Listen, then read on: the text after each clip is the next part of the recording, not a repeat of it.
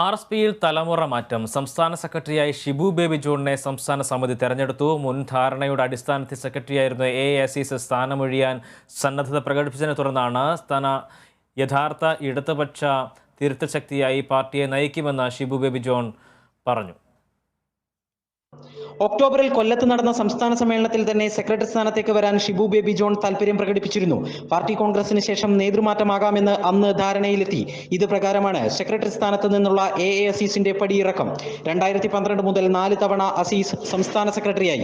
2016, 2021 നിയമസഭാ തെരഞ്ഞെടുപ്പ് തോൽവികളോടെ ദുർബലമായ പാർട്ടിയെ നയിക്കുകയെന്ന ദൗത്യമാണ് ഷിബു ബേബി ജോണിനുള്ളത്. പശ്ചിമ ബംഗാളിലടക്കം എങ്ങനെ ഇടതുപക്ഷ പ്രസ്ഥാനങ്ങൾ ആ ഇടതുപക്ഷ മനസ്സ് നഷ്ടപ്പെട്ടോ അത് തന്നെ കേരളത്തിൽ സംഭവിക്കാൻ പോകുന്നു എന്ന തിരിച്ചറിവ് ഞങ്ങൾക്കുണ്ട്. അതുകൊണ്ട് തന്നെ കേരള രാഷ്ട്രീയത്തിലടക്കം ഇന്ന് സംഭവിച്ചുകൊണ്ടിരിക്കുന്നത് തിരുത്താൻ ഒരു ഇടതുപക്ഷ പാർട്ടി കേരളത്തിൽ അനിവാര്യമാണ് എന്ന ബോധ്യം ഞങ്ങളെ നയിക്കുന്നുണ്ട്.